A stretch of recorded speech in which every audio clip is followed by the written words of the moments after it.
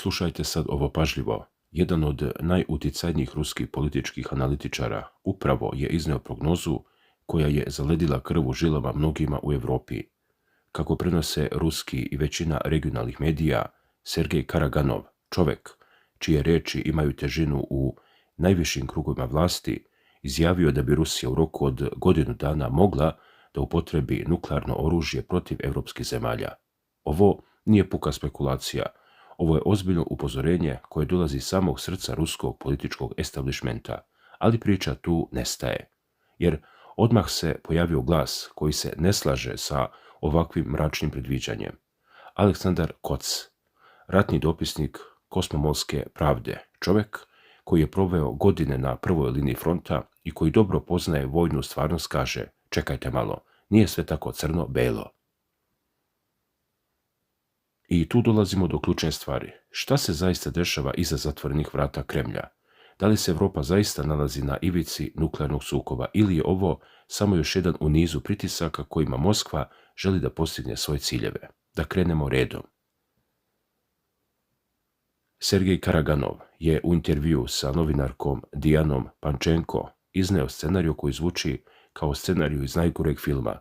Prema njegovim rečima, sukob između Rusije i Evrope nastavlja da eskalira, a ako ne preostanu druga sredstva za zaustavljanje, Rusija bi mogla da pristupi ograničenoj upotrebi nuklearnog oružja protiv ciljeva u evropskim zemljama. Pazi sad ovo, on ne govori o apokaliptičnom ratu koji bi uništio čitav svet, već o takozvanoj ograničenoj upotrebi. Ali šta to zapravo znači?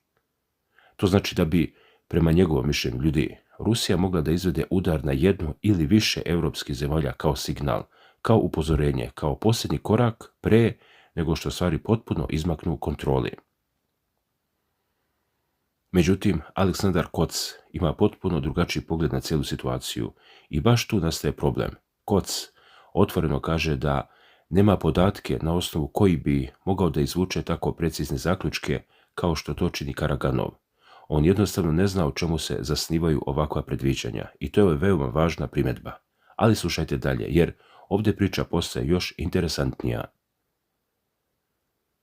Koc ne poriče da se situacija u Evropi zaista razvija u alarmantnom smjeru. Prema njegovim rečima, zapadne zemlje konstantno povećavaju vojne troškove, proširuju svoje vojske i povećavaju proizvodne kapacitete odbrambene industrije. Ovo nisu samo odbrambene mere, kako on kaže, već akcije usmjerene na povećanje sposobnosti za suočavanje sa glavnim protivnikom, a taj protivnik smo naravno mi, Rusija. I tu dolazimo do suštine neslaganja između ova dva čoveka. Karaganov vidi trenutne trendove i ekstrapolira ih u budućnost, dolazeći do zaključka da bi nuklearni udar mogao da usledi u roku od godinu dana. Koc, sa druge strane, priznaje da se Evropa kreće ka daljoj konfrontaciji, ali smatra da je prerano govoriti o konkretnim vremenskim okvirima i ciljevima. Zato je važno razumjeti sljedeće. Koc ističe da Moskva trenutno ne pokazuje želju da podigne ulog. Prema njegovom mišljenju, za napad na evropske zemlje morale bi se pojaviti vanredne okolnosti. On navodi nekoliko hipotetičkih scenarija. Transfer nuklearnog oružja Ukrajini, blokadu Kaliningrada ili pokušaje blokiranja ruskog brodarstva u Baltičkom moru. Ali naglašava on, sve to ostaje puka spekulacija. On ne veruje da bi Rusija bez ozbiljnog razloga počela napadati evropske zemlje. I ovdje dolazimo do možda najvažnijeg dela cijele ove priče. Koc upozorava na jednu opasnu psihološku igru. On kaže, ako se svaki dan bude pričalo o tome da će na prelazu u 2030. godinu doći do nekog većeg sukoba sa Evropom, onda će se to naravno i dogoditi. Samo ispunjenje proročanstva. Ovo je neverovatno važna misao koja često izmiče u svim ovim analizama. Jer šta se zapravo dešava? Stalnim ponavljanjem određenih narativa stvara se atmosfera u kojoj sukob postaje neizbježan. I to je upravo ono na šta Koc ukazuje. On ne kaže da sukob neće biti. On kaže, nemojmo ga činiti neizbježnim, time što ćemo o njemu govoriti kao o gotovoj stvari, a sa druge strane imamo Karaganova, koji je poznat inače po svojim čvrstim, često kontroverznim stavovima. On je dugogodišnji savjetnik ruskog političkog vrha, čovjek koji je decenijama oblikovao rusku spoljnu politiku, njegove reči imaju težinu i zato je njegova izjava izazvala toliko pažnje. Međutim, ovo treba uzeti sa oprezom, jer zvanično to nije potvrđeno od strane ruskih vlasti i upravo tu nastaje prostor za različite interpretacije. Da li ovo zvanična pozicija koja se plasira kroz bliske medije ili ovo lični stav jednog političkog analitičara koji je svoje viđenje izneo u intervjuu? Prema dostupnim informacijama, nema jasnog signala iz Kremlja koji bi potvrdio ili demantovao ove navode. I baš tu, u tom trenutku, postavlja se pitanje zašto baš sada? Zašto Karaganov bira ovaj trenutak da iznese ovako drastičnu prognozu? Nije isključeno da se radi o političkoj poruci, o signaliziranju Zapadu da Rusija ima crvene linije koje ne smiju da se pređu. Ovo je stara, proverena taktika u ruskoj političkoj igri, podizanje napetosti do tačke pucanja, pa onda povlačenje ili postizanje dogovora pod sopstvenim uslovima. Koc to dobro prepoznaje. On ne spori da se Evropa militarizuje, da se vojni budžeti povećavaju, da se naoružanje gomila. On čak ne spori ni mogućnost da bi do sukoba moglo doći. Ono što on spori je preciznost predviđanja i vremenski okvir od samo godinu dana. Pazi sad ovo, godinu dana. To je neverovatno kratak vremenski period u geopolitičkim okvirima. Za godinu dana može mnogo toga da se promeni. Političke koalicije, ekonomske prilike, ratišta, lideri. Da bi se sa takvom sigurnošću utvrdilo da će doći do nuklearnog udara, potrebni su neverovatno pouzdani izvori i analize, a takvi izvori prema Kocu jednostavno ne postoje. Ali evo gdje stvari postaju još komplikovanije. Karaganov nije bilo ko. On je predsjednik prezidijuma Saveta za spoljnu i odbrambenu politiku, čovjek koji je godinama blizak vrhu ruske vlasti, Vladimiru Putinu. Kada on ovako nešto kaže, to ne može da se ignoriše. Njegove reči se analiziraju u ambasadama, ministarstvima spoljnih poslova širom Europe. Sa druge strane, Koc je ratni dopisnik. On je video rat izbliza, provodio mjesece na frontu, razgovarao sa vojnicima, ranjenicima, komandantima. On zna što znači sukob na terenu, za razliku od političkih analitičara koji donose odluke iz kancelarije u Moskvi. I zato njegov glas ima težinu druge vrste. Nije to akademska analiza, to je glas čovjeka koji je video šta rat stvarno znači. I tu dolazimo do ključne stvari koja se često zaboravlja u ovakvim diskusijama. Nuklearno oružje nije kao konvencionalno naoružanje. Jednom kada se upotrebi, prelazi se Rubikon iz koga nema povratka. Čak i takozvani ograničeni nuklearni udar nosi sa sobom nesagledive rizike. Kako bi Evropa odgovorila? Kako bi svjetska zajednica reagovala? Kako bi Kina ili Indija gledale na ovakav čin? Koc na to ne daje direktan odgovor, ali implicitno upozorava: nemojmo se igrati sa vatrom. Njegov argument je jednostavan. Da bismo razgovarali o konkretnim vremenskim okvirima i ciljevima, potrebni su nam konkretni pokazatelji, a takvih pokazatelja, bar za sada, nema.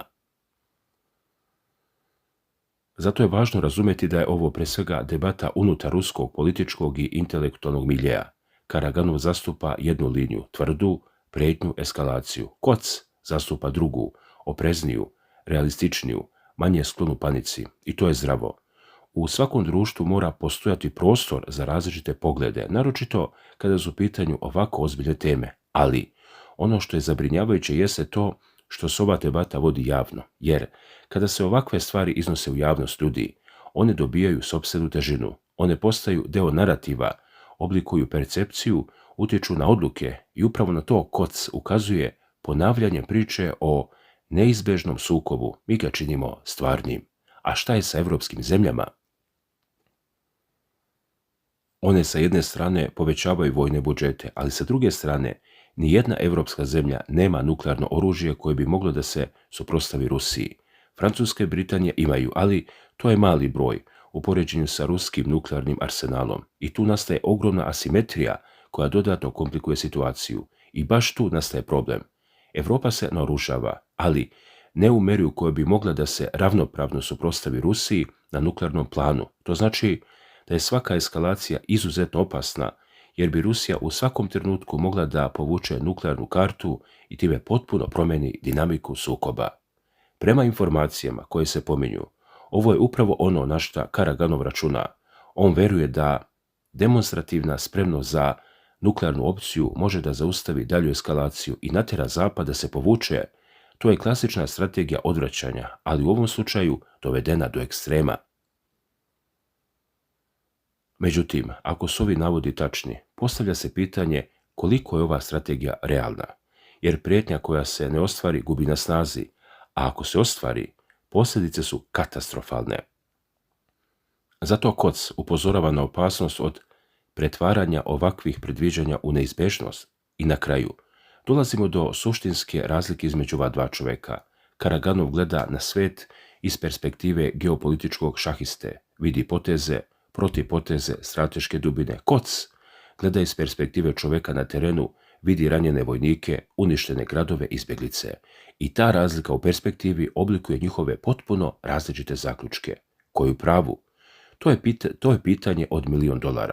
Možda Karaganov zaista ima informacije koji drugi nemaju, možda zaista postoje planovi koji se pripremaju tajnosti, ali možda je Koc u pravu kada kaže da se ovakva predviđanja previše precizna da bi bila realna i da je riječ o manipulaciji i psihološkom ratu. Ono što je sigurno jeste da se Europa i Rusija nalaze u ozbiljnoj konfrontaciji, koja iz dana u dan postaje sve opasnija. Vojni budžeti rastu, trupe se gomilaju na granicama, retorika postaje sve oštrija, a u takvom okruženju svaka izjava poput Karaganovljeve dobija posebnu težinu. Jer zamislite scenario, još godinu dana ovakve retorike, još godinu dana da povećanja napetosti, još godinu dana priprema za sukob. I onda na kraju tog perioda dolazi do nekog incidenta, nekog pograničnog sukoba, neke provokacije. I svi se već psihološki pripremljeni za eskalaciju. I onda je jedan korak do onoga o čemu Karaganov govori. Zato je Kocova opomena izuzetno važna. On kaže, stanite, razmislite, nemojte dozvoliti da vas retorika odvede u ponor. Nema sumnje da je situacija ozbiljna, da postoji realan rizik od sukoba, ali pozvati se na tačan vremenski okvir i konkretne mete je neodgovorno. I na samom kraju, dragi gledalci, ostaje pitanje šta će se zapravo dogoditi? Da li će Europa i Rusija uspjeti da pronađu način da zaustave spiralu eskalacije ili ćemo zaista za godinu dana gledati nešto što nismo vidjeli od kraja Drugog svjetskog rata? Odgovor na to pitanje zavisi od mnogo faktora, a od odluka koje će se donositi u narednim mjesecima, od toga koja će struja u ruskom vrhu prevladati, od toga kako će Zapad reagovati. Ali jedno je sigurno. Ova debata između Karaganova i Koca je samo početak mnogo veće rasprave koja će se voditi u narednom periodu. I mi ćemo pažljivo pratiti, jer od nje zavisi budućnost celog regiona, pa i celog sveta. Šta vi mislite o svemu ovome? Da li je ovo samo pritisak ili se iza svega krije mnogo veća igra?